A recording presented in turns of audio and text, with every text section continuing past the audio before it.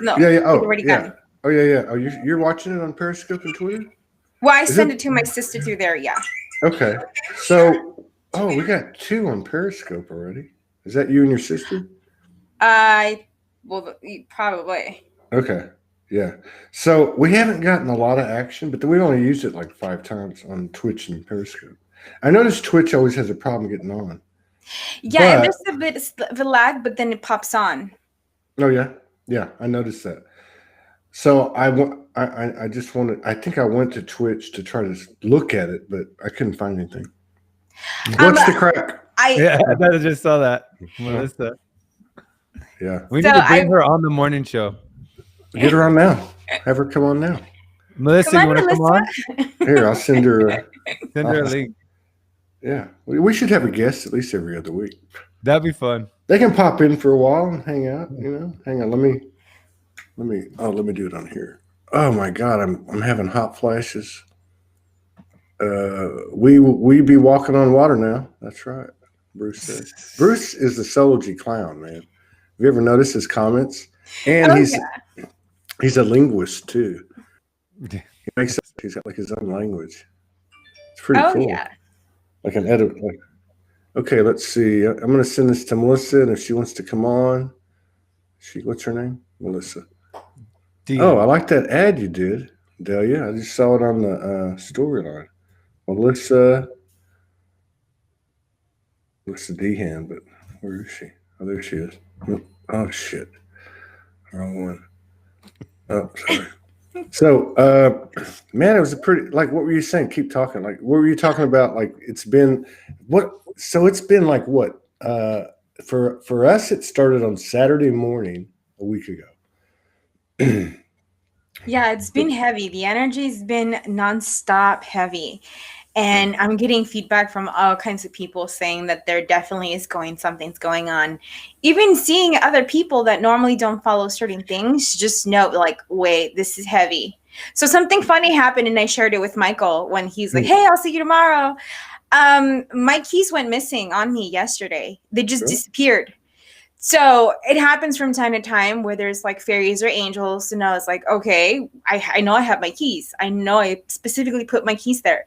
So I'm going through my mind and my mental mind and going back exactly, okay, I put my hands there 5 times around my entire room because I didn't leave them anywhere else. And I finally said, okay, fine. I'm not going to go grocery shopping. I'll DoorDash. Fine. Whatever you want me to stay, I'll stay. Just give me my keys back because I do need to go out tomorrow. Wow. And then soon enough, boom, there they were in the same place I knew that I left them. And I was like, you cannot make this stuff. It's just weird. So I said, thank you very much. I appreciate it. I'll stay in. I'll keep my word. So, I mean, it's kind of funny, though, because it is a little bit like that with some of my family members that like fairies or spirits would just start to mess with them. Really? My brother, his glasses went missing. We were looking for 3 hours and I finally gave up and said, it's not me who has to ask. It is you. So then he finally gave up and he's like, okay, I want my glasses back. He didn't believe. And then he finally just said, screw it. And boom, they were on top of a stereo where everybody passes by the entire time. Isn't that how it works, though, with everything? You know, like, you got to let go, and then it comes. Yeah. And it's weird because you have to let go. And there's a part of you, or for me, there's a part of me that knows that I'm not going to lose what I'm letting go of. But you can't let go thinking you're going to get what you're going to get back. Yeah. You have to be in this place of purity. Happens all the time. Happened to me like 3 times this past week. Oh, Melissa's coming on. She's setting up her laptop. Yeah. Awesome. She's Irish. That'll take her 30 minutes. Kidding. That was, where did that come from? So yeah, you guys, what's happening? I mean, Michael had his first show. That was powerful, beautiful. Download. It was amazing. I had no idea. Even my sister actually ended up watching it and she's just like, I don't know who that was, but that was beautiful. And I was like, that's my brother. And she's my blood sister. And she's just like, oh, okay. And it was kind of funny, but I think she totally understands when I say the connection of a soul is so strong that you just know that's my brother. Yeah. Yeah. So she really loved it, and she just like, I was blown away. Yeah. Because all week long, everything kept happening in sequence. Like everything kept, it was almost seamless. And all I had to do was, and I'm sure anybody else would just say yes, right? So I was like totally I really wasn't prepared. There was no way I should have even gone on. And as soon as he mentioned the stars, well, so first he read that poem. So then I'm crying and I'm like, okay, now you're really getting skinned, you're getting plucked. And then when you mentioned the street, I had not, all that was elevation, all of that was a new revelation, like one of the things I was talking about. But that's not really the point. The point I'm trying to make is everything even though like the last 10 days was, pretty intense for people. I mean, everybody, right? It just flowed so well. I mean, like I knew I was walking on solid footing each time I took a step. So I don't know, man. There's a lot of good stuff happening, and a lot of good stuff happening at Soulogy. It's just paralleling what's going on collectively. We just talked to like this month in November is, of course, we got David Icke. Just talked Judith Kuzel's coming on. Lori Ladd's coming on. Wow. That's cool. Jason Estes reached out to us yesterday, and he's had some good intel. We had just been reading the day before that day, and he's coming on. Franco's coming on. Franco's coming on today. Yeah, I'm so excited. It's right after, like, I think the last show of today. Yeah. I'm excited for that. I really love his intel towards the highlight of the theme of the month, of the energy surrounding that. Yeah. He's amazing. Yeah, I talked to him. I should say that before. So I got like, I don't even know, I bet you at least 25 messages about that show. Oh, Abigail Wainwright's coming on. I think that's Morgan, because she must be on. Morgan, you might want to get on my page, because if you're on Soulogy One Studios or Soulogy Group page, your comments don't come up with your name. But yeah, I'm excited for that. Abigail, I've been listening to her stuff. I love it. Who's it resonates so much. Abigail. Who? Abigail? Oh, I know, man. She's crazy good. She's like crazy wild good. Okay, we got a guest in the house. And she's the minority in this group, by the way. Welcome. What's the crack? We can't hear you. Oh, what happened? She said, oh yeah. It's probably on your laptop. Oh, you know what? There's a little settings button. There's 6 icons on the bottom. There's a settings button on the far right. Click that. Or it's the unmute button. There you go. Right on. No pressure there. I knew that was going to get me into trouble one day. Here I am. Wow. I'm burning up. So what's going on, Melissa? How was your last 10 days? Yeah, roller coaster of my life. Really? Yeah. But necessary, very, very, very necessary, wasn't it? I feel like I don't know. One minute I'm in my body, and the next minute I'm not. Yeah. And sleep deprivation. I don't know if any of you guys have been experiencing it. Yes. We've had lots of 3 a.m. messages. Yeah, it's been a wild ride, but like I said, a necessary one. I have rumbled so much of my own stuff that it's just had such a ripple effect into everything in my world right now. So I'm really just I feel like I'm in like an integration period more than anything. I don't know about you guys. So it's like I'm vertical, I face down what needs to be addressed, and then it's downtime again. I mean, takedown. Yeah. So yeah, it's quite a ride. One of What's my happening with you? One of my favorite things about Melissa, and I know this is probably everyone's favorite thing, is how tender, raw, and vulnerable she is, a lot like Brother Todd. And your writings have been so transformative for me. You know this because we talk about it. But you've just been writing the most beautiful, heart nurturing pieces that are out there right now. And not to put you on the spot, but if you want to share one today. Oh my God, I'm gonna be like this. I'm first of all listening to you going, oh no, no, in my head going, no, don't do this, don't do this. And then he just dropped the scud. He did it to Todd the other night. It was epic.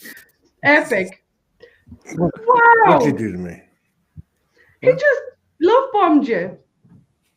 Oh, yeah. True. Yeah. Michael's come out of his shell. Michael's come out of his shell, hasn't he? Yeah. You know what I mean? Yeah, I mean, like, to watch. it's not been like because we haven't. I don't think any of us have known him that long, but it's not like he's like busting out. He's just coming out like in a good rhythm, like like smooth. We have this thing, both of us. We have this thing where we don't do compliments well, as you can see. He's there going, no, and I'm over here doing the same one. So I'm happy you just did that right back to him because he's incredible. This is going to be like a game. Delia, you're next. Go for it, lads.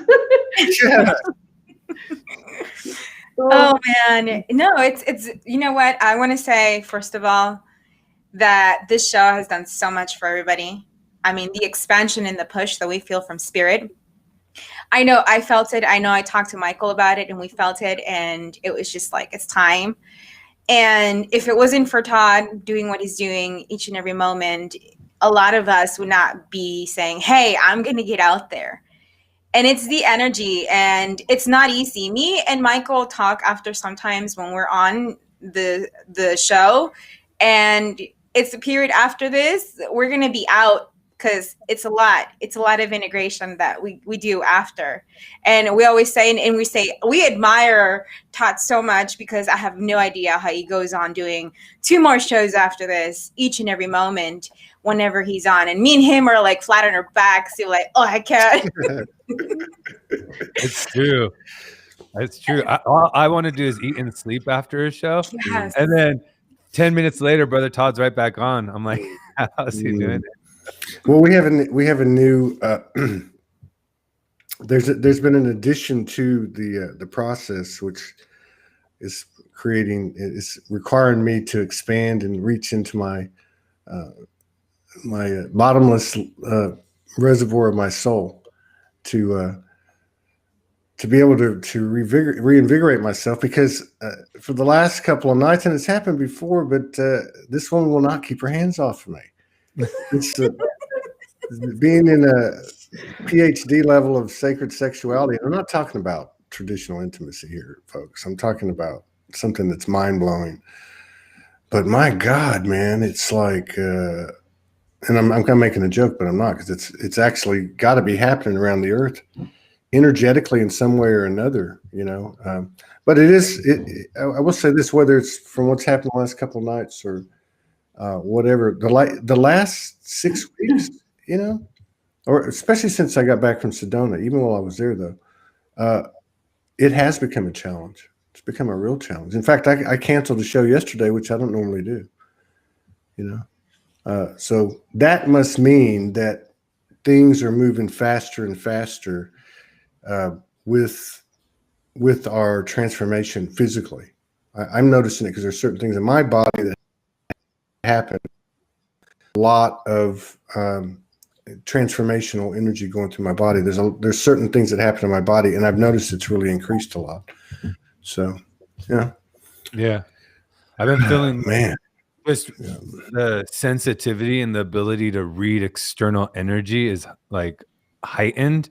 So even if someone's not communicating, I really feel like I'm feeling exactly what their heart's transmitting. And since all of us are purging, I feel like heavy hearts in every room, or like wherever I go. And I like just learning how to process that and stay with it.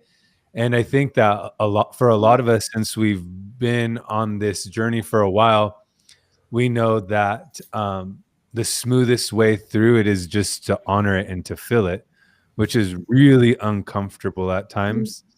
But especially, like, I'd say the last 2 days have been very heavy for me and dense. So I've just really just been trying to just stay with the feeling, because I know that's what's going to transform it faster, you know? And I think something I really appreciate about like this group and just pretty much everyone that's on Soulogy is that understanding that it's okay to be where we're at and not to like act like we're somewhere we haven't reached. Like we haven't reached that state of bliss, you know, like constantly talking about how we're processing, because you see the external world is really suffering and having a hard time. And there's so much pain that everybody automatically wants to say it's outside of itself, which is why there's so much division. But really it's within all of us to varying degrees. But the moment we honor it, we see it transform with a little more grace. Yeah. Yeah, I think it's also the full awareness of it too, that we're becoming more aware at that moment when we're at. And it's just like, boom, I know that what that is. And even calling it out on yourself and having that compassion and say, you know what? I love myself enough to say, no, thank you. Yeah. Yeah. I think the other thing too is like, because you can sense everybody, you know, and of course that doesn't just mean people that you live with or you hang around with. You can sense what Michael's saying, and the other thing is you don't have to go in there and fix anything. Like nobody can go fix anybody, you know. It's, you know what I mean? Yeah. So I get these streams of I want your attention, you know, people sending me messages. Yes. And I'm like, you know, like that meme of Pee Wee Herman where he's going like that, you know, like I don't even know how you could. It's distraction. I don't even know how to spend your time going around fixing people, because it takes so much just to keep yourself fixed. You know what I mean? Yeah. Anyway, that's what I noticed. Hi, Saskia. What you got, Melissa? What's the crack? No, listen, I agree with you guys completely. I mean, I think we're in a timeline now where all of our stuff is so clear to us now that there's nowhere to hide from it individually. So if you go and try to step into somebody else's world to try and keep them afloat, you're guaranteed to go under yourself. And the thing is, you know, personally speaking, it's ingrained in me. I said it before to you in a conversation, Todd, I'm a recovering people pleaser. And, you know, to fix is almost like my default mode. And so as I've been, you know, especially since I've been doing the zero pointing over the last year, being able to witness and catch my own patterns, my own programs, and honor where I've been, but also have the discernment not to repeat those things via what somebody else is refusing to repair in themselves. And it's not to make anybody else wrong. It's just to honor your process and theirs, to stay in your lane, to not get so attached that you end up quite literally going underwater yourself, because right now more than ever it's like the easiest timeline for us to do it. And it takes a lot. Like it takes a lot. Michael, you said you can walk into a place and feel it. You can pick up the phone, read it in a message, and sometimes like you really even have to look at it and say, do I really need to go there right now? Do I really need to go there? But we're so hardwired to go, oh, what can I do? Let me fix you. Let me help you.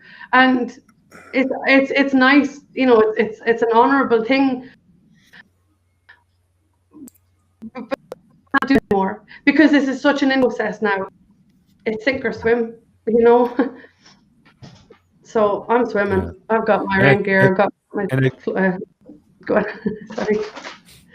I think for a lot of us that there is a point within the transformation from duality to pure consciousness that you know that nothing can really help you outside of yourself. And when you're around a bunch of people that have reached that space, you literally just hold space.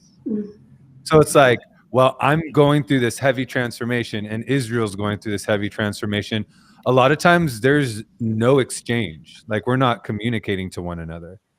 We're just literally holding space. So literally, like last night we were eating dinner and like 30 minutes later, he's like, it's pretty heavy tonight, huh? And I'm like, yeah. He's like, it's one of those, like, I don't want to be on this planet anymore type of nights, huh? And then I'm like, yeah. And that's like all we say. But just in the recognition, like honoring, I see, I can feel what you're feeling, and vice versa. Holding that space. And that in enough there is a comfort in that. There's an acknowledgement. And then in that moment, you don't feel like your experience is so isolated because you see another human being experiencing it. And there's an exchange of love in that moment, to where it's like, not like, let me just pour out on you for 4 hours, which is how it used to be. And so it's like, we still feel sustained by just the truth and the transparency. And like you said, not trying to save, not trying to go outside of ourselves. And something I've also been really focused on is knowing where my actions are coming from. Like, am I doing this out of a state of lack or emptiness or emotional scarcity? Right. So if I know that, like, when I reach out, like when me and you talk, Melissa, or if I'm reaching out to connect to someone, it's because my spirit wants to dance with their spirit, and but it also means like we're also able to share and be vulnerable. But like Todd said, it's like, I'm like Todd, a lot of those times, like I just like fast, get off the computer and just kind of just honor the void, really, Void. The infamous void. Mm-hmm. Yeah, it's like being between two worlds, isn't it? Sorry for interrupting you, Delia. It's like being in between two worlds, that void space. Yeah, if it's that mental mind and also the outer physical, and you're questioning it, it's like learning how to 0 point in the moment. Yeah. I think so. We were talking last night about some of these energies, and we're just talking like we always do. And I was like, yeah, that to me, the difference between shadow work and 0 point. Like, shadow work used to be every all day, every day for everybody.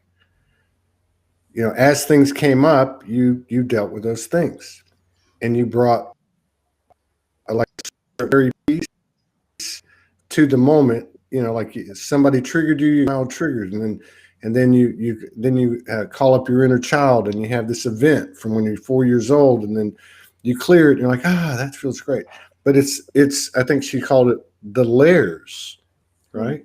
The layers of the pain body, which is an overlay of our real essence. And so to me, 0 point is where you go in and you cut it from the core. Like, you're cutting a program out. You're not cutting a trigger out or a one-time trauma that you were unconscious of or you remembered or whatever. You're actually cutting the program out. And I think, what I'm trying to say is that back then, all we could do was the shadow work because it was all so new. And then we got to a certain point, and I don't think we give ourselves enough credit. I think we've done a hell of a job. I think we've accelerated the timelines that people such as Franco and others come out with, not because they think they're the gospel hard truth, but because at that point in time, that's what the trajectory is showing, that in 2025, this is going to happen, or 20. But I talked to Franco privately a few days ago, and I brought this up, and he agreed. He said, this is what it looks like. 2021 looks like this, and he'll talk about it. And I said, yeah, but we've accelerated this over and over. He said, yeah, you're right. That's because of the work we've done. But what I'm saying is, now we've got to a point where I think the main reason is because we have done enough work, there's more accessible and available in the field. And on top of that, the universe has said, you have now entered the no bullshit zone. So I'm not going to pull any punches with you. I'm going to give you the tools and give you the opportunities and put before you the things that you need so you can read the landscape and follow the yellow brick road and get back to who you are. But you've got to do something to remove these, previously seemingly permanent programs. You've got to get them out. And that's up to you. Nobody's going to do it for you. So, and I was telling Morgan last night, I see more and more and more people using that term, 0 point. Yeah, I think overall we were used to shadow work a lot. And what brought up was a cycle. So you're like, oh, I did shadow work. And then it comes up again. And then you go back into the wounding, the inner child. And you're like, oh, I thought I cleared this. And it's that cycle. And you delve deeper and deeper. And it was like, don't you just want to be free? Don't you just want to be free of that and cut that program completely out? Because exactly what it is even if it's ancestral, even if it's personal, I mean, there's choices that we made here coming in. And is exactly why we chose certain families in certain situations and external other exterior things to continue. But reality of it too is we have that choice and we can say, I don't want to do this cycle anymore. I'm saying I'm done. And finding that way to not only have like I call it cosmic counsel going up and saying, hey, I'm going to change this. I also have to do the inner work and do the 0 pointing techniques that come through. And I'm using Morgan's right now. And it's been amazing with the things that I'm like, oh, this, and that. So to just really shift that and to be like, I no longer want to have that program running. And choose also the mental process to go with clarity to move forward into, okay, I'm seeing a lot more stuff happening and opening up through the shift and the changes that are happening. And overall, we're in fast forward. And this is the time. If people don't want to do it, it's going to come up in their faces. It's really going to be like, gotta get to it. I love that. I love what you've just said. I love it. Because when you're in that space and you know if you're doing the process, you know that it's the most empowering thing that when you can identify a program, and especially a core program. I identified a core program last weekend and it was like taken down. I would even liken, every time I 0 point something to identifying a chess piece. And I had all of these chess pieces on the board. And last weekend I took out a core program, which was the equivalent of taking out the chess board.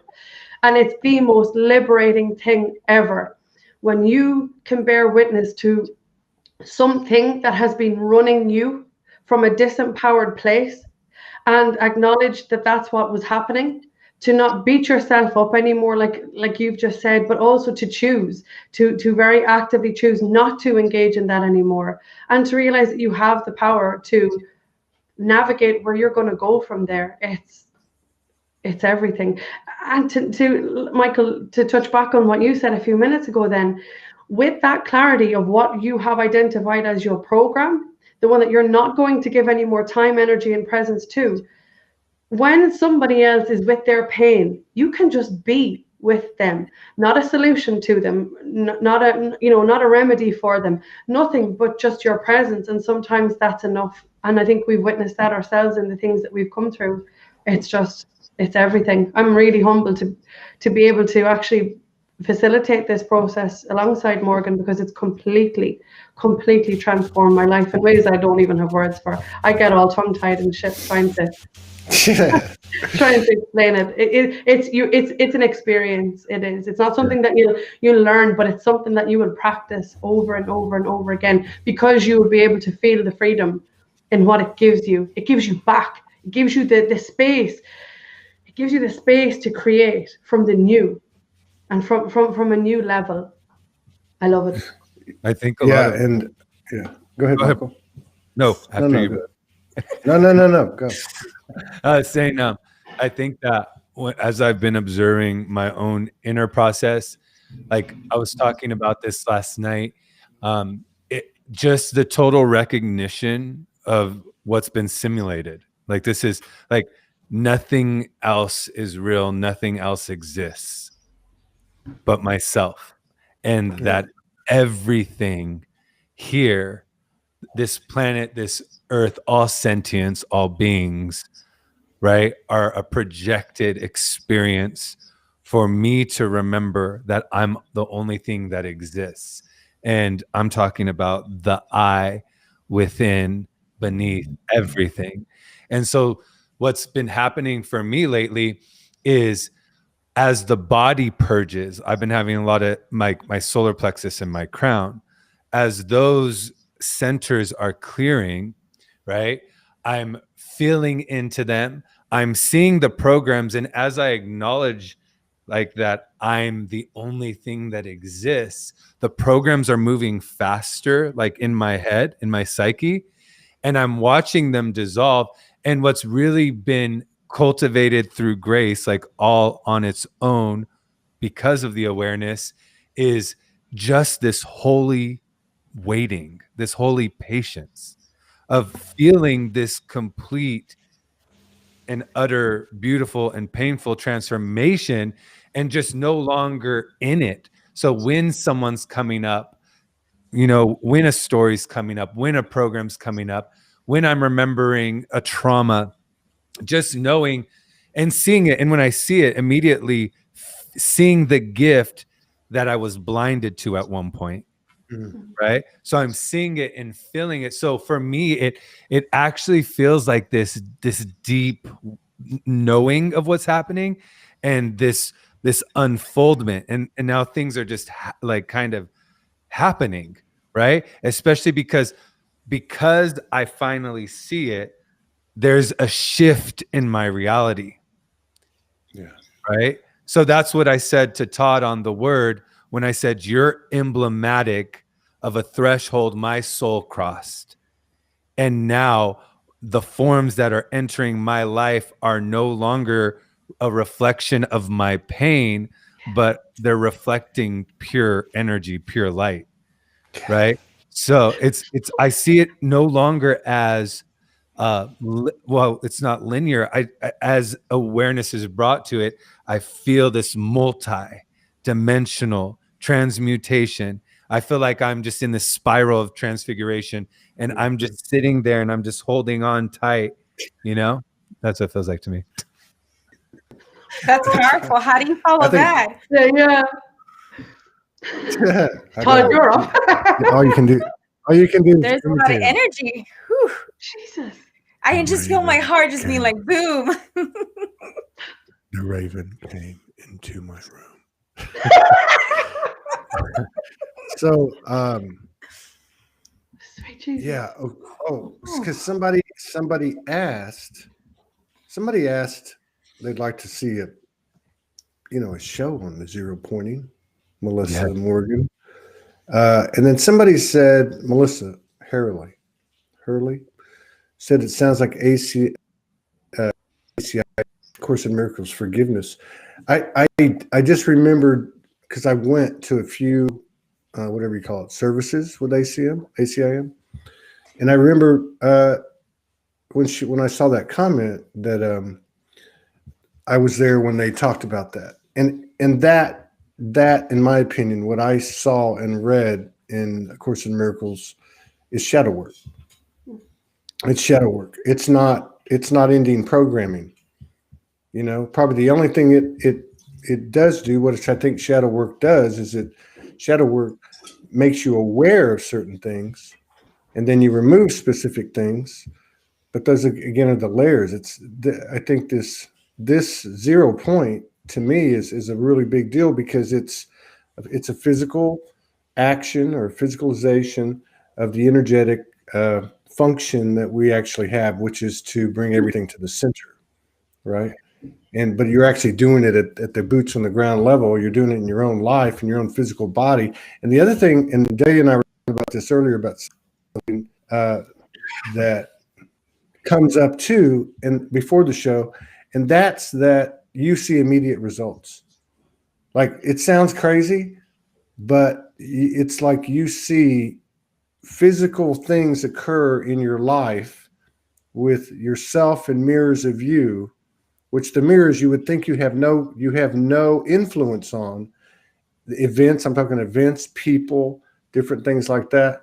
But hanging around Morgan and just hearing bits and pieces of different people's stories like that. It happens like that. Like, I mean, they'll start doing the work, and then the next thing you know, they're leaving a relationship they've been in for 22 years.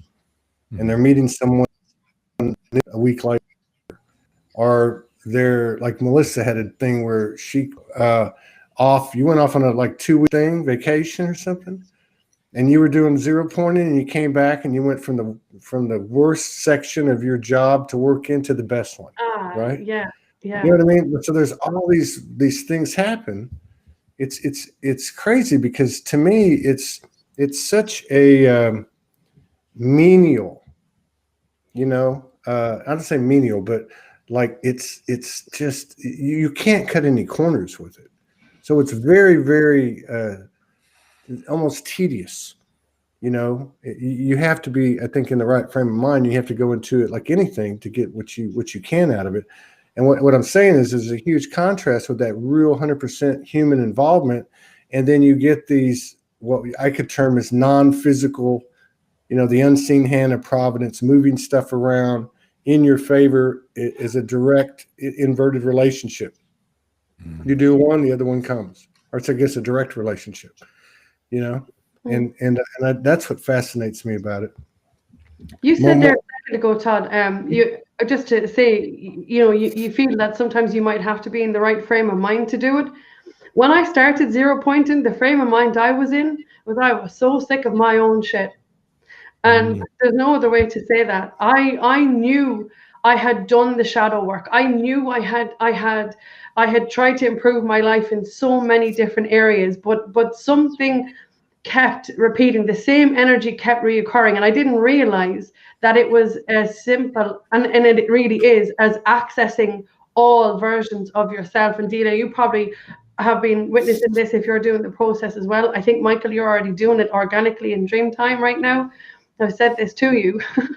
But what I love about it is I'm accessing all versions of myself, and I'm calling them in to the now moment. And I'm like, if I'm dealing with, say, zero pointing a specific person, I'm asking this version of me, what are my thoughts, feelings, beliefs, emotions, or experiences about that person? And then I call in, the kid version, the teenager, the version of my 20s, 30s, and 40s, so on. And I'm asking them. And so it's like, for the first time in my life, I'm being seen and heard, felt, honored, loved, respected, cherished by myself. And I think that's why this process is sustainable. And again, it's become a practice in my world. I do it now all of the time, because I want to know myself deeper and deeper and deeper, so that if I am in a position, like you said earlier on, the triggers don't go away, but your attachment or your fusion to them does.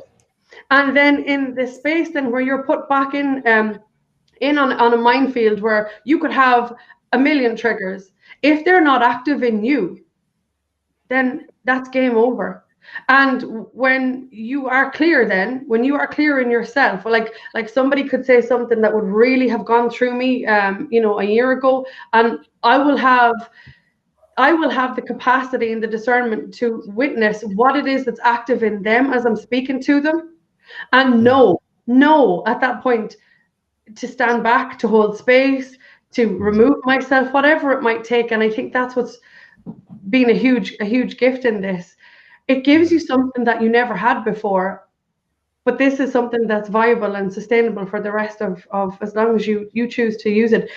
You were saying, I think, Delia, as well, about the action, taking the action steps to get behind yourself, and allow other people to do the same. And myself and Michael speak, all the time, and we're talking about witnessing the major events of our lives that have allowed us to see where those programs were really deep-seated, and why also that they were necessary more than anything, why they were necessary to bring us to this point right now, as far as this conversation, and I'm so grateful for them.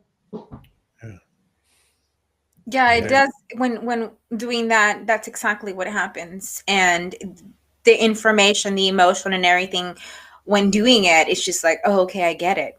And that is the reason why I reached out to Morgan, because I was put in a situation that I felt I was in, that I just wanted to hold space and I didn't want to be swept up and really move towards something else. And also seeing cycles and possibilities also of what's playing out there. And it's like, it made me question, oh my God, what's in my field? What's going on? Why is this the attraction? And being able to step back, take a step back and be like, okay, this, and that, and try to just collapse everything so I can have something much more openness, more expansion, and as well as higher that vibration overall. I mean, might sound woo-woo or whatever, but reality is I want to clear myself from old programs. Yeah. We're going to go level up, and you're going to have to do level up by doing the inner work. Whatever process somebody's out there using, do what you need to do, whatever calls to you. Everybody's different.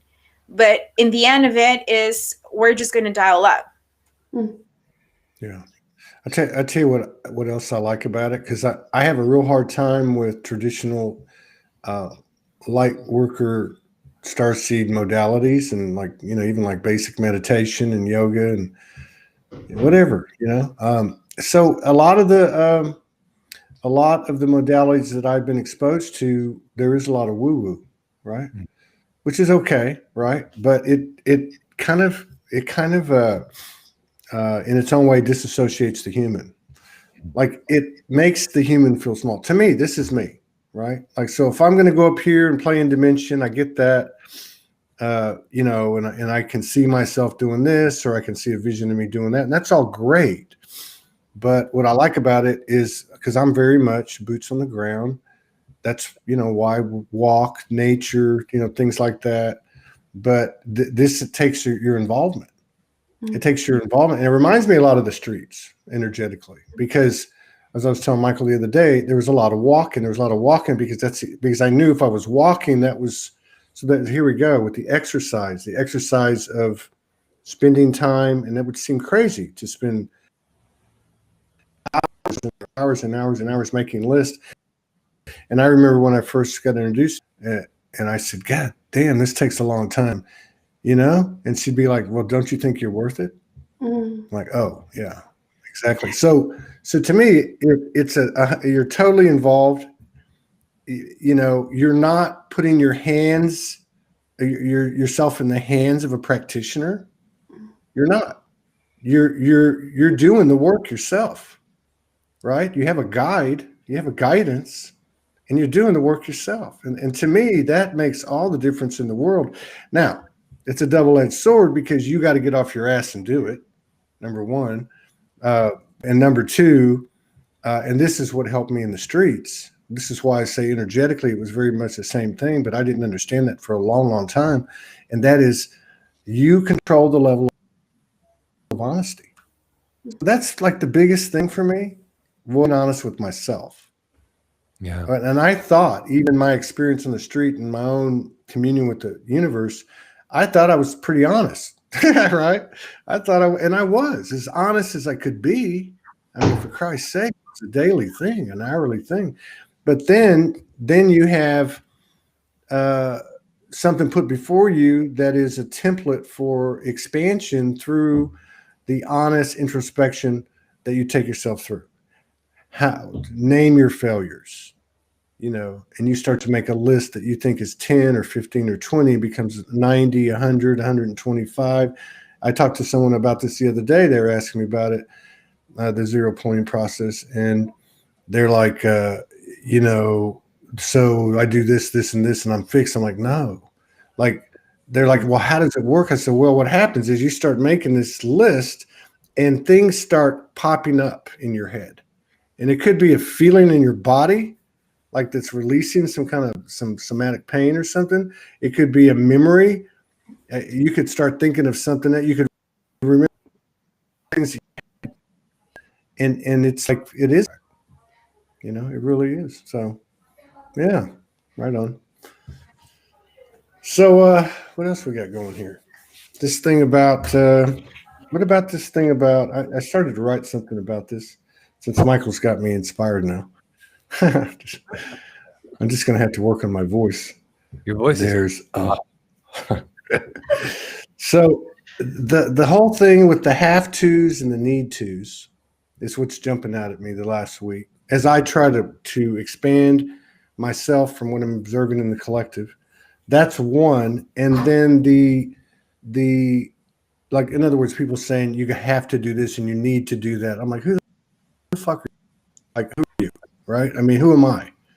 Like, I don't. I'm like Michael was talking about earlier, being transfiguring and curled up in fetal position, just hanging on, and that's okay, man, because you're here and you're accelerating through the cosmos.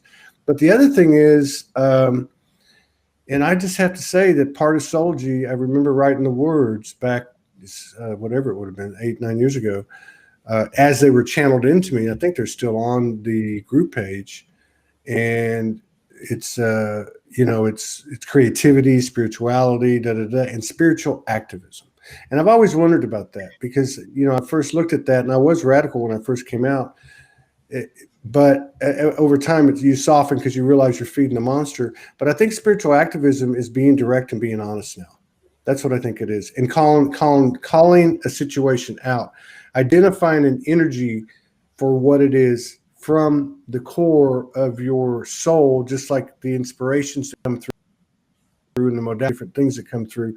And so I look at and carefully word this, the association of infinite intelligence in the commentary and expressions of any of us that is polarized in a frequency of separation. And I look at the political arena as the best example of that, because there are energies out there presenting their translation of what they receive from infinite intelligence by whatever face of the universe that is, saying that so-and-so, or that the universe wants you to watch these TV shows, not these. The universe wants you to vote for this person and not this person, and creating this perpetuation of this good and evil thing. Oneness is oneness, and it's not like we're being okay. Oneness is oneness. Here's how you uphold that oneness.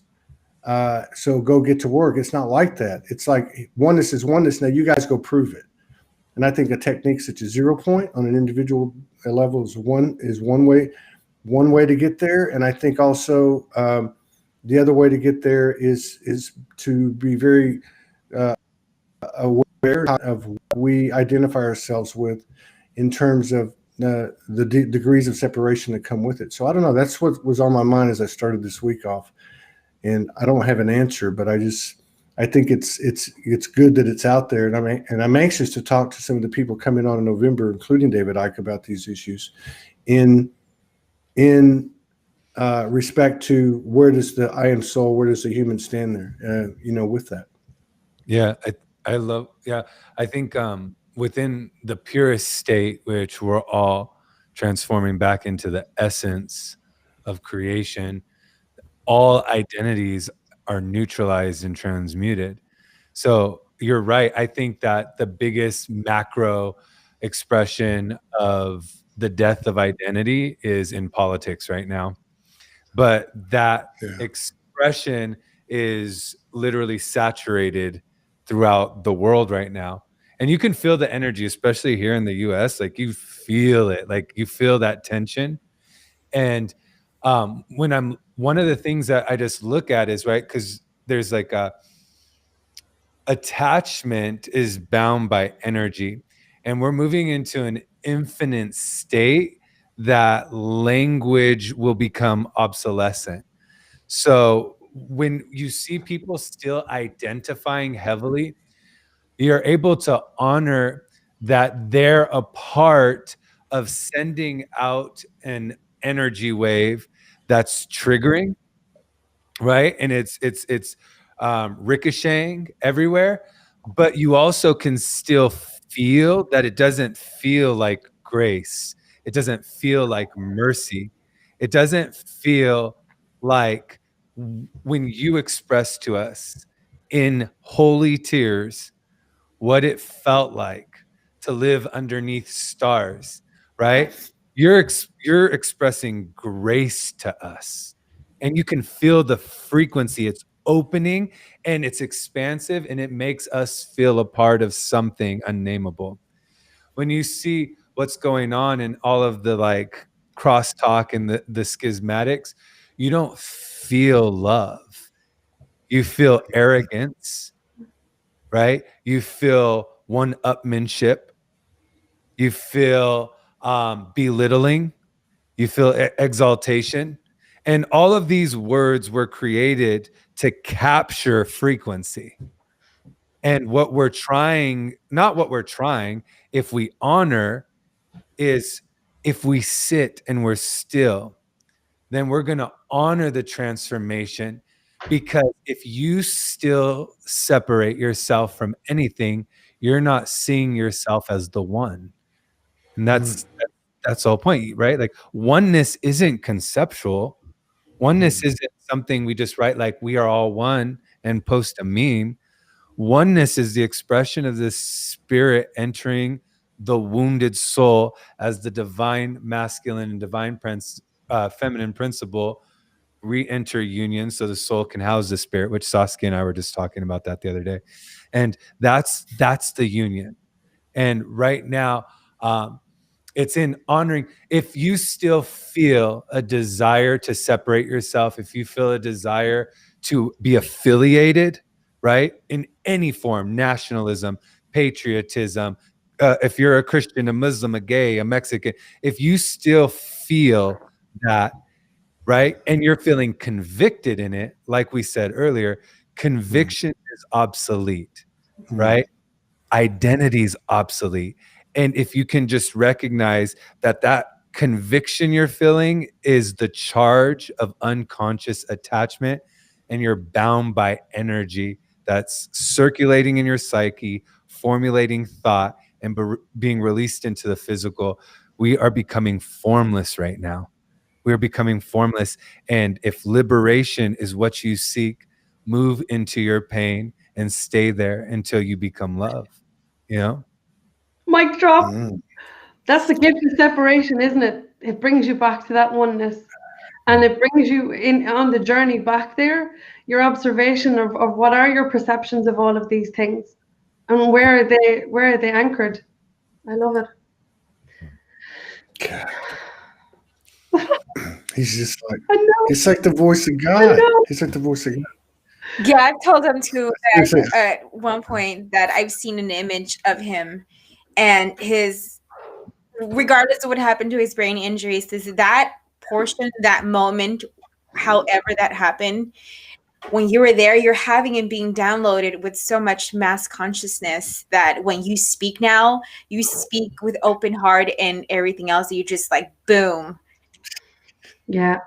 My heart cracked wide open again and again and again. It's like your words are hypnotic. You're talking, if it's the funniest, you're talking, I loved it. You were talking about Todd's experience, the way he related on the streets, and about what it does, that raw authenticity and truth, the real truth of what he endured. And I'm here going, yeah, man, it's the very same as your poetry when you open your mouth and speak. I'm like, oh.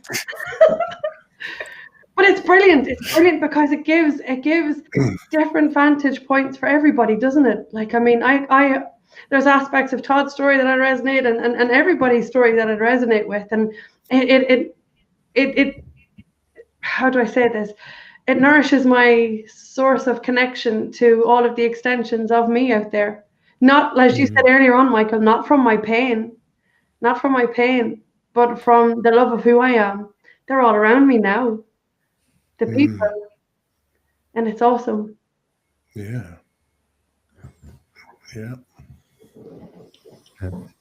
I felt like too with on the word and with Todd the other day is I love watching him when he interviews people, but I really wanted to experience the wisdom that I feel, but I wanted to feel it totally. And we all felt it, you know, even when we went off air, my parents came to meet him. They were like so excited. They like knocked something over and broke it. Right.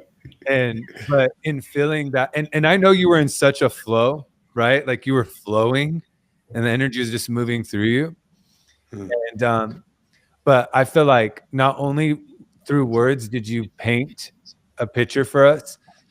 I mean, for myself, and I would love to hear what both of you felt, is I felt like as you were speaking, I felt like I was there, like you took me there. Like, I mean, even when you talked about, yes, this is what broke me open. This was my awakening, but it was traumatic and it was painful. Like, I feel like all of us can recount those traumas, like automatically it opened those wounds inside of all of us where light has entered, but we still know that that wound almost swallowed us all whole. And I felt like that was the experience for me, and just watching you express yourself, and just a beautiful image of knowing where that poetry was birthed. Like you literally like were talking to the stars and the poetry started waking up inside of your soul. Like that's amazing. It's all of our stories though, isn't it? Like yours, I know you were writing poetry when you were a kid. I was too. But like there's poetry, then there's this poetry. Yeah. Like, you know, when your heart's being ripped, right? I remember writing a poem at about 22 or 23. My brother, I had an older brother, and you know how the dynamics can be with brothers. He was, but anyway, and it was like, and I didn't know it at the time, but I wrote this poem about about the way that our lives were woven together. And it wasn't just this life. And I never thought about previous lives. It was referring to past lives and like this battle back and forth and burying the sword and I'm done with this kind of thing. But it's amazing how, you know, like what Melissa's been writing lately, you know, like it's shifted. Like what Melissa's been writing is, it's like, if I didn't know it was Melissa's words, I wouldn't have recognized them, because I'm used to, I don't get to see everything, but I'm used to seeing a different style from when I met her, say a year, 6 months ago, whatever, year and a half ago. But yes, so it's like I see the frequency, I guess, in a lot of ways, and the writing is one of them. Do you want to share a piece with us, Melissa? Yes. I think it would be such an honor to have you do the poem. What's the crack? I gotta write that one. Yeah, like I said this to Michael. I don't write, and yet there's been points over the last 2-3 months in particular where I have peaked with myself, and I would write something and then read it back just to see that I've been writing to myself all along.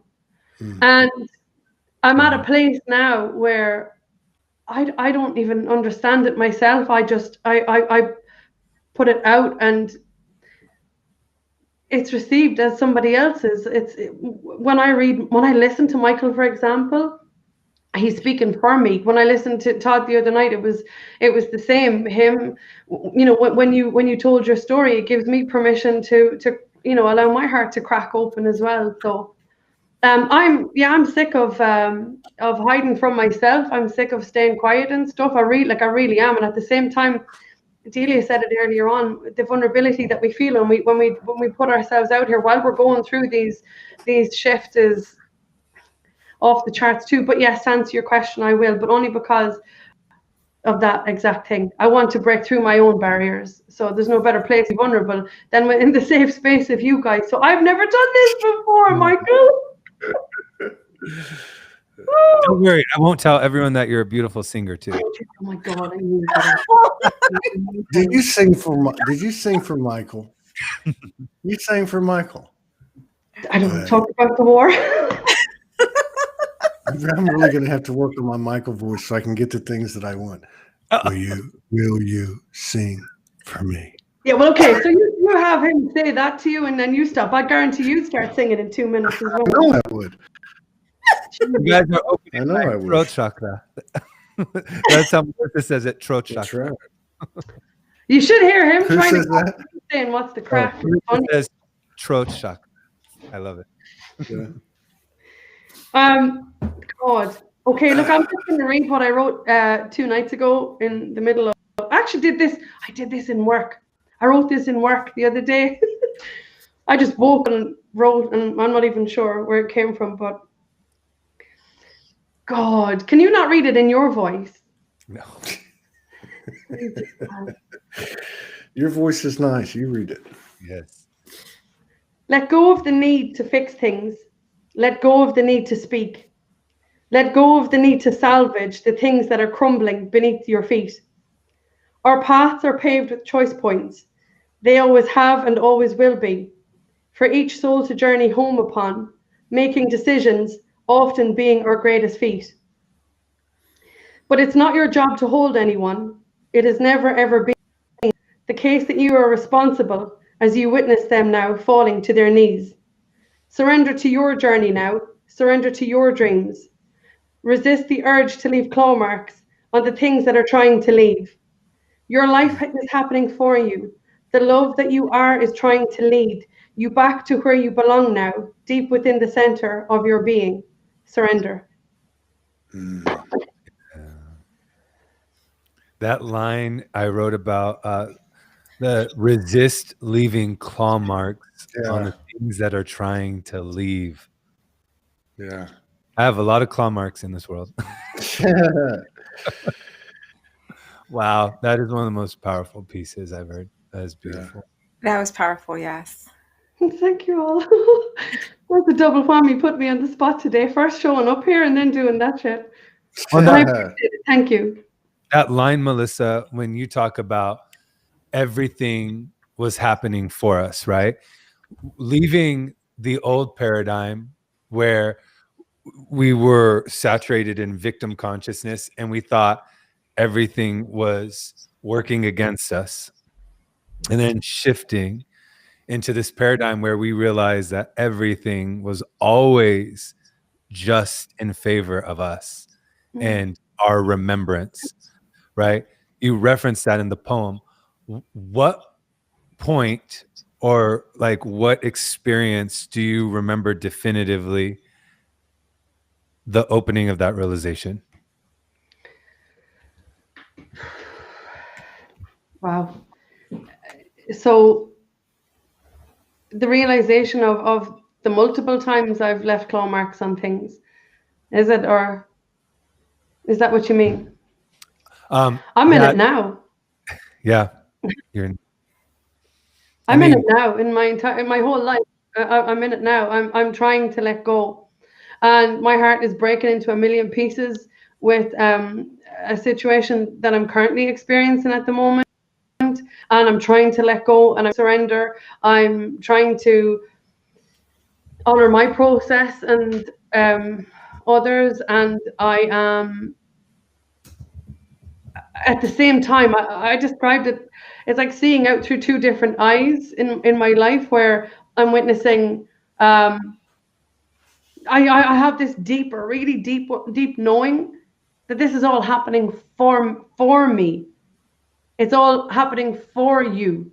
It's all happening for each of us. And it might look like chaos right now. And right, around us right now, it does. It really does to everybody. It looks like chaos. And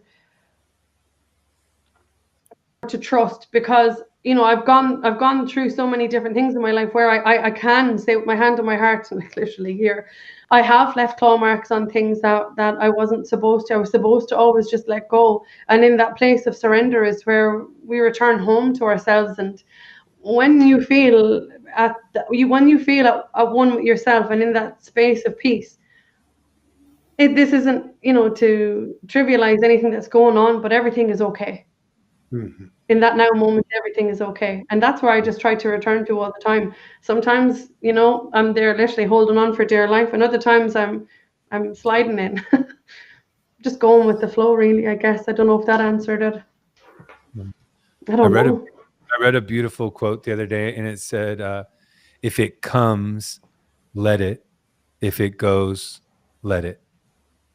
I think that it's a really beautiful way to capture, right? Like, and that's what I've been experiencing is whatever enters, whatever's meant for me, it comes. I just have to wait patiently, and I have to see it, and then I honor by saying yes if it feels right. And we're not meant to go out and find. We're meant to align with this invisible thread. There's an invisible thread guiding us in everything we're doing. Yeah, I really did love, and I think it brings back also with your show with Todd that overall he said, I listened to the guidance within to walk, to be out there. And it's the same as Melissa's saying, it's the surrender is finally listening to that internal guidance and also knowing, fully trusting that everything is going to play out how it's supposed to be, how it is meant to be, and releasing that surrender and just flowing. That's the biggest thing for me this entire year is the flow, not having to push, not having to try to set something up, because that always doesn't seem to like come up because it's not in alignment. So when we finally realize and we flow, it's like, oh, okay, I don't have to worry about that. It's just going to come when it's needed. Yeah. There's this organic progression of salvation of the self, right? Like we're here, we're on earth, and when we are experiencing the state of separation, there's this deep-rooted universal longing to become whole again, to unlock the power of the essence. And so we follow that longing, right? And a lot of times unconsciously we mistake that longing for we need a lover, we need success, we need a job, we need status, we need this, right? But really, as we fall deeper and as those experiences break our heart, we fall deeper into the longing, and we realize that this longing that we've constantly tried to fulfill through a multitude of experiences has always been the one longing that lives in all of us, and that is self-realization. And as soon as that starts to flower inside of us, naturally, it turns into the honoring and gifting through whatever moves through our soul, the salvation of others. And it might not even be spoken. It might be through poetry. It might be through conversation or music, or it might be through presence. It might be through holding someone while they're crying, right? So after we're starting to release ourselves, it becomes a gift when we release into the world, to where a lot of times the old paradigm, how it was created was everyone was doing things for themselves. First, we unlock the power within ourselves, we free ourselves, and then whatever we do is just freeing, even whether they realize it or not, it's carrying the frequency of liberation because it's carrying the frequency of truth. Right. And so it's like the poetry that you're releasing, Melissa, right?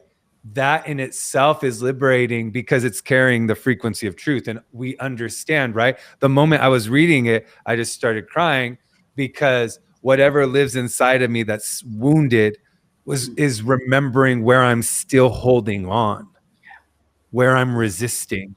Right? So it's moving into the psyche and it's showing the thoughts that are stuck. It's moving into the emotional body and it's showing me the pain that I don't want to feel. Right? That's the frequency of vulnerability. And you're liberating us by liberating yourself. The gift of liberation you're giving to yourself first, which is what we need to do, is then liberating us when you offer it out. And I'm grateful for all of you and all of the writing that's out there. Your writing's been powerful. Todd's, Dahlia's, Shanine's, Marina. She doesn't write a lot of stuff, but if you get the honor of speaking to her, she's powerful. She writes some good stuff too. Yes. I mean, I was telling Morgan that last night. Yeah, and if you talk to Marina, you're right. And of course Saskia. We've been talking about her writing. Her writing has been intense. Speaking of that, and going back to what you were just talking about, actually what you all three been talking about. So Hung Nguyen, our dear sister from Canada, from Vancouver, she says, and she owns she's a very well established interior decorator, and she has a retail establishment. So that's where the reference is.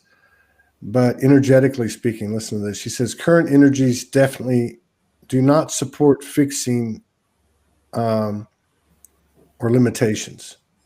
Every time a transaction goes sideways in my world, as soon as I try to fix it, it gets worse. Now I just walk away, less painful to surrender and trust than to attempt to fix the deconstruction process. I think that's pretty much sums it up there. Like, what are those claw marks? You know, those things that are leaving that have claw marks that we resist.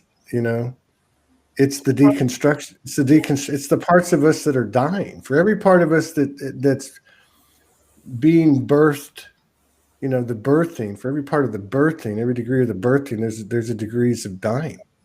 And that's the fingernail thing. And I love what she wrote because it's really appropriate. But, you know, and I think that's where a lot of you know, this year has been everything it's been. But one of the things that I've noticed is that in the last 30, maybe 60 days, there's been a lot of sadness. Yeah. I mean, there's been a lot of sadness. And I've also heard people say, more than once, like, what's the point? What am I doing here? Why am I even jumping on and doing shows or whatever they do with their life every day? Like, there's this level of you know, death of all these things that we thought we were, you know, and it's and I've seen the sadness. It's almost to a point where you are nothing, which I guess that's where we got to get to. You know, I am nothing, so therefore I'm everything. Anyway, I thought that was a good thing that she wrote. Yeah, the despair. Yeah, The despair has been really palpable, and it is. I mean, I find myself crying almost once a day, at least. You know, and right after I move through that, it feels like I'm able to take a breath, and then the thoughts calm down. Right? It's just that one big cry that gets you, you know, through the day, and then kind of sometimes opens up creativity. Maybe a poem comes through, and I just think that I'm constantly talking to myself and my pain, and just seeing what needs to be examined. Like you talk about just what's going on externally, and I think one of the biggest, you know, like foundational points for shifting consciousness is literally pulling all of your energy from the world back into yourself. And so it's like, there's like, I do not, with the exception of when we get to all share space like this, I'm not really focusing on the outside world.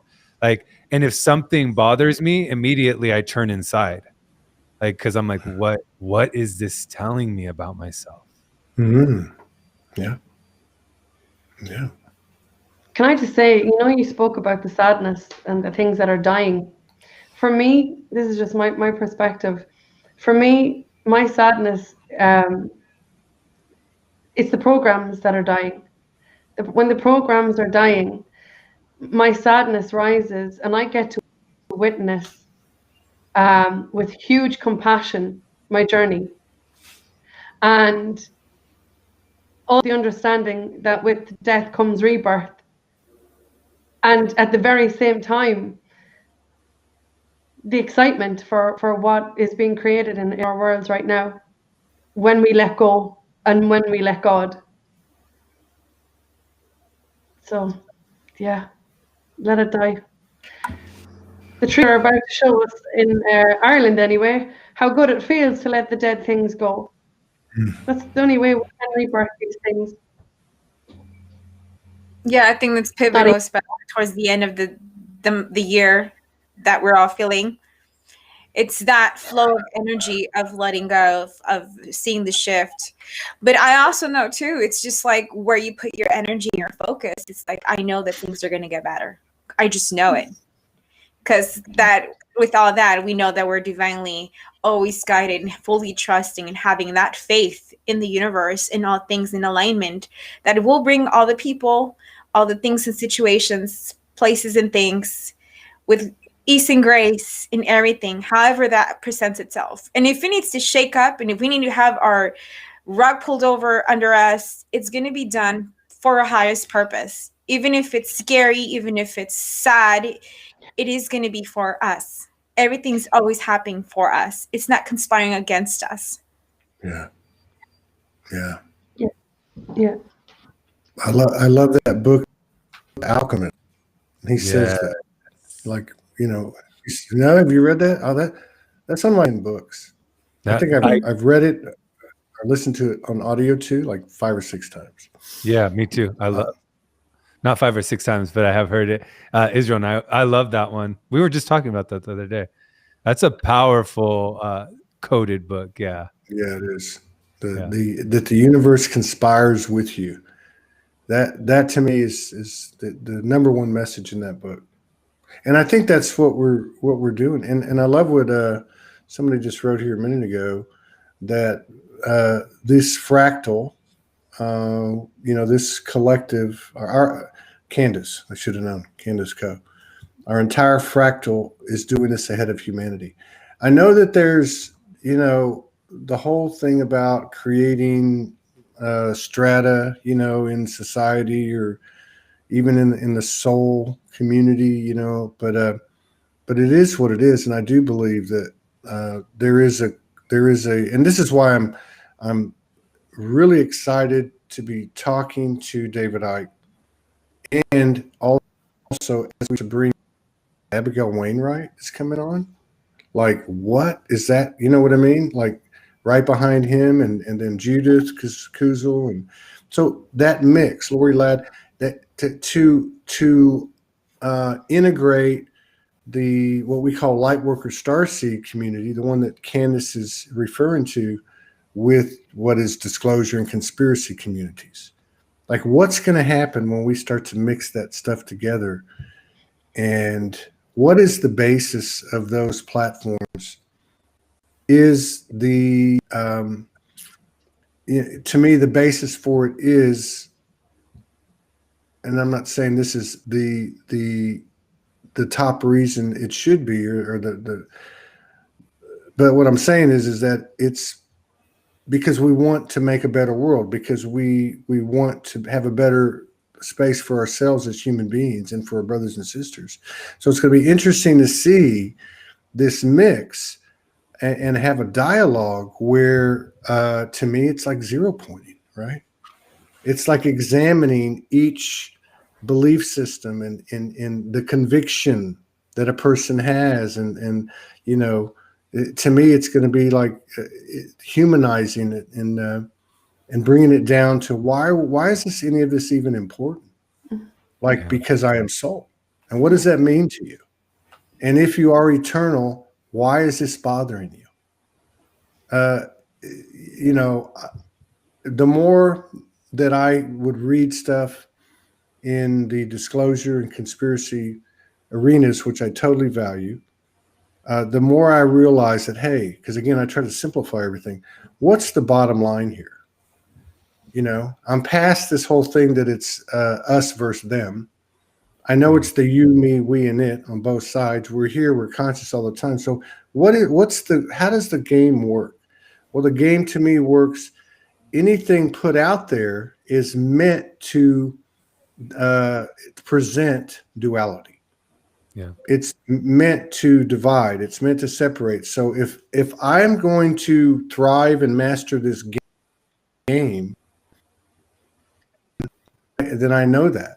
So that okay, how can I have a discussion with others like y'all and kind of not just talk about this space, which I would call like 0 point or Soul Highway, but actually create it in the moment simultaneously. Like let's dip in, let's go swim in the frequency of those waters together and see how long we can stay there. And then we leave each other and we carry that out, just like the apostles, right? I mean, That's what I see happening. And then I go back to that trip to Sedona. To me, that is exactly what occurred. There was, and I know it's happening all over the world, but all of these came in, swam in this frequency of the cool water, and because I think we all know now, you don't flip a switch. You don't flip a switch and everything just changes. There's this ebb and flow, ebb and flow. It's a breath in and a breath out and a breath in and a breath out. It's like the beat of a heart. It pumps the blood and it pulls and it pumps the blood.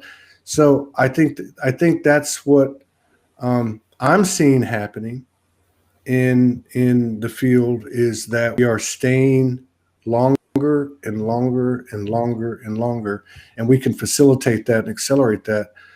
And I think the universe is helping us do that by offering opportunities, behind the scenes, where the real story is. What did Gil Heron say? The revolution will not be televised. Well, the real evolution is not televised. It's under the radar. Yeah.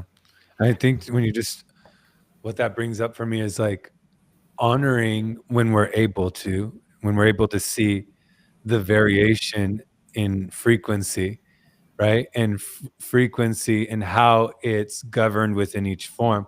So you're saying like everything is working together, like everything, every tree, every human, every element, whether like this shift, right? Like everything is perfect. And when you see that perfection, you no longer fight the external. I think Shanine or Candace wrote about nothing's outside of us, right? And we were talking about the simulation earlier, is when you understand, right, like that whatever's transpiring is right on time, literally. Whoever's in power, right? Whoever wins this election, whatever happens next, like everything's literally still moving us towards shifting. But are we able to see it, understand that vibration and frequency and variation, right, is just us at our core orchestrating this shift we call ascension? Yeah. And if at any time we think that something's out of alignment, we're thinking from our ego or our pain body, which is unraveling and dying. Yeah. And it's all happening in sync. Mm-hmm. Yeah. I think, what's cool too is watching people, and they see it in me and we all see it in each other, is like people coming on the show that I knew them a year and a half ago. Right. Mm-hmm. Like I know I've changed. But it's like when you go, like, have you ever, you see cousins that are young, kids, like you'll see more, and then to them, and they're 4 years and 4 months or 4 6 months, and they just like skyrocketed. Their face has changed. They've gotten taller. They've gotten thinner. They lost baby fat. I mean, you know what I'm talking about? Like fat, like an accelerated maturation that you see in children, or even like puppies, right? Mm-hmm. You walk in one day and they're now a dog, and like, whoa, like that's so cool. I get so much out of that, seeing people, and not just the people that like were out there leading the way and that were bigger personalities publicly, because that's impressive too, to see those people. But to me, it's the ones that are stepping up from the background that are really, really, and they haven't even begun. Like they're the ones lighting it up, They're the ones that are really going to come in and just kill it. So that'll make everybody's life easier. I'm just looking forward to that part where we're able to see everybody else that's been in the background and they're getting a giant push. And It's amazing to see that. I saw it in Saskia, which it was amazing just to see everything and the energy of it. It's just like, wow. Thank you for showing up. Thank you for coming out. Thank you for being a part of that. And each and every single time that I see somebody that's on here and I connect with, that's either through on the comment section or even on the shows is just thank you for showing up. Thank you for being here. Thank you for showing your light and showing us who you are, a part of many facets of your true beingness. I like what Morgan just wrote. Is it ascension or repairing ourselves? I feel like I'm just growing up. And I do think that for me, like repairing, and the word that I also like that really resonates with me is remembering. Like, right? These wounds are being healed, so we could just remember that the eternal aspect, and that moves back into the forefront of our experience in the physical. Yeah. We got a few minutes, so everybody want to have a concluding comment? I'm gonna go first. I want to. I'm not just saying this. I believe, and I have since day one, that this Soulogy is an energy. It's just it's a reflection. It's like a group of fractals you pull out of the infinite ocean that is all the energy, right?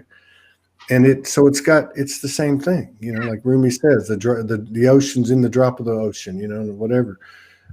So I really believe that there, especially as time's gone on, like right now in this moment, and not just the people that are watching live, but the people that will watch the replays, which have been really taken off. There's a vortex, there's a creative vortex where that spawns new creations from this energy that we create. There's no dogma and there's no doctrine. I still have people from like way back in my life, like college and high school, and they're like, well, what's the crack? Like, where's the book and this and that? I'm like, no, it's just a place we all gather, And so having said that, it is unconventional in terms of what we've been used to in our past. I think we'll see more and more, and I'm sure there's plenty of Soulogies around the world of different names. It's the same energy. Call it Holy Spirit or whatever you want to call it. But I want to recognize that there are people who that there's so many people, and we're about to figure out a way to be able to start thanking people on a consistent basis in regard to their love and support and contributions. But there's a lot of people that have kept us going with their comments and their love and their support, contributions, energy, all the different ways. And one of them is Allison York, Allison NY on Facebook, and I can't remember what her name is on YouTube, but every week she'll send 1111. I hope she doesn't get upset. She'll send 1111 2 or 3 times, and about once a week, once every 10 days, she'll send that's really cool, like a synopsis of the week. Like she'll say this show and that show and this show and that show, and this is what it meant to me, and this is what you're doing, and this is what Morgan does, and all this stuff, right? And I really get a kick out of it. She wrote me one last night, which I thought was really cool. I'm not going to go too deep into it, but I don't think she would mind. And I loved it because she said triggers, capital letters. She goes, this is the first week where I couldn't watch every show. Like I had to do me. She went on to review what she did watch. But anyway, I just wanted to thank her for her love and support and contributions. Anytime we get a contribution, the first thing I do is through the energetic field, through the ethers, I say thank you to that person. And it doesn't matter if it's $1.11 or $111. They mean the same thing. And I just want to recognize those people. And I think she's the first one. I feel like she's part of the creative circle that has formed organically very recently that Delia started. And I feel like she's part of it. And whether she ever comes in and participates on a creative Zoom session or not, I just I just want to say that those people that are comfortable to be in the background and from a 3D perspective, faceless and somewhat voiceless, their presence is invaluable. And there's so many times that I would be done and tired and stick a fork in my ass. I'm done, and then I would open up. I would be laying in bed and I would look at my phone and there would be a message from Allison with 1111 saying, "Don't give up. Do you know what you and Morgan are doing?" And or just whatever, and just go, "Wow, okay, I'm going. I'm getting out of my bed and I'm going to go turn on the damn thing and get the microphone out and just start doing something." Right. But thank you, Allison. And thank you, everybody, for your continued love and support and contributions. There's a lot of abundance in the air. And I believe the more people that gather in a vortex like this with the aligned intentions from their heart, the greater that abundance field becomes and that we all experience together. So thank you, Allison, and thank you all for letting me say that. And who's next? Dahlia. Dahlia. Well, dang, Michael, he's on the singer today, calling everybody out. He is. I'm watching him going, God, that looks like me. Like he's did it to me. So he's like, he's not like, you know what I mean? He's No, not I can see it in his energy when he's there. I can see it. It's shifting. I can't wait till his show on Friday on The Voice with Morgan Lee. That's gonna be good. Ooh, no way. Yeah. The word. Lord, did I say The Voice? Did you hear Israel in the background? He just started laughing. Oh, is that who are you having your? Let's just announce your guest for Friday. The incomparable Morgan Lee. Yeah, I'm really excited for that. Yeah, it's gonna be really. She's beautiful. I'm really grateful. Oh, I'm so excited! I can't wait. Are you gonna talk to her like that all throughout the entire time? If I'm able to talk in Sedona, first night I met her, I was just like, looking. Yeah, no, I'm excited. Deborah, it will be me and Melissa share a mutual, right? Me and Melissa, we always talk about Morgan. Like she's opened us up a lot. Oh, yeah. I'm so glad that that's going to happen. It will be on YouTube. It will be on Soulogy. It also will be on Todd's Periscope and Twitch. So it is under Soulogy. So don't worry. It will still be streamed. Nobody's going to miss it. Everybody tune in. Let's see what comes in. I was just getting so major expansions and just what can I say? Heart space open. It's just been amazing. Whew.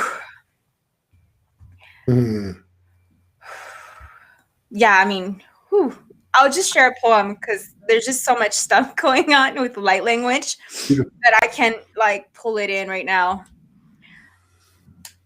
It's called Lumens Illumine. Bathe and take in the breath of the light of the stars. Lumens Illumine. Bathe and take in the breath of the light of the sun. Lumen d'illumine. Bathe and take in the breath of the light of the moon. Lumen d'illumine. Streamers ever swimming and dancing in the frequency. Glittering, twinkling in their light evermore, in their consciousness of the divine. Lumen d'illumine. Each and every breath, energy of joy and faith encoded and anchored in your being. The resilient human, the resilient spirit, the resilient heart, the resilient soul. That is and shall always be powerful, driven of love, human of love, spirit of love. Heart is all unconditional love. The soul is love. Wow. Jesus. I almost fell out of my chair. Literally. That was beautiful. God. When did you write that? I can't remember. I was been coming in the process little bits. Yeah. But it's been, I think, maybe 2, maybe 3 weeks ago. I even reached out to Michael. I was like, Michael, I'm writing this thing. And he's like, I have one like that too. So I was like, oh, I love the synchronicity of it. And I was like, it's still coming in bits, and I'm just going to have to feel it out and know when the poem just comes through. Oh, That was very, very impressive, man. That was good. Someone just wrote they could feel Melissa's infinite presence, and I want to agree with them. Yeah. Yeah. And that poem, what, sister, just what was the one line? It's Lumen Illumine, which is it's a Latin word, is illumination. I have to pull it through, but it's also part of it's used a lot too, in other words, as prayers or chants, or when people are doing kind of conjuring or whatever energy frequency of illumination. You were reading that out, and all I could hear was music. Yeah. It was just like a melody. It was beautiful. Thank you. Yeah. I feel Well, Melissa, your presence is so beautiful, and it holds so much space here. Oh, thank you. I really appreciate this. To finish, what I just wanted to say was, you know, I think the likes of Alison, the likes of you guys, the likes of everybody who tunes into these shows, their comments, their contribution, their energy really creates this really space vortex for the likes of me anyway. I can only speak for me personally, to actually brave this space to do this, because I was just sitting on the sofa watching you guys going, yay, what's the crack? And now all of a sudden and then I'm in the middle, and I feel very honored to be part of this conversation. And then all of a sudden I'm reading out something that I wrote 2 nights ago, and I'm like, how in the hell did I just get here? But the vortex that is created, I really have to say, when we feel safe, and Morgan said it the other night as well, when we feel safe, we're given this space to speak and to be seen, and it's epic. And I just want to say thank you. Thanks to everybody. Thank you. And I'll echo Melissa sentiments with I super look forward to Mondays, and that's that I'm not a morning person. Yeah. Every other day I would still be in bed for like a couple more hours, but I really look forward to spending time, and I love the interaction. So thank you for everyone, all the comments, because the comments are really inspiring. Like when the comments come, like, or all of us are speaking, we just literally get to, like, that's what sparks the next, aspect of the conversation. So I just love it. Have fun. Beautiful poems from both of you today, and just thank you, brother. Love you all. Very good. All right. So, okay. Now, next Monday, same bat time, same bat channel. We got Glenn Willard from New Zealand, who's on. He's on social media a lot by video, and his beloved partner are going to be on, I think, in an hour. Yeah, in an hour. And then 2 hours after that starts, Franco's going to be on. And that should be about an hour and a half to 2 hour show, since it's been a while to catch up with him. Be sure and tune in. So we're going to play the Franco rap song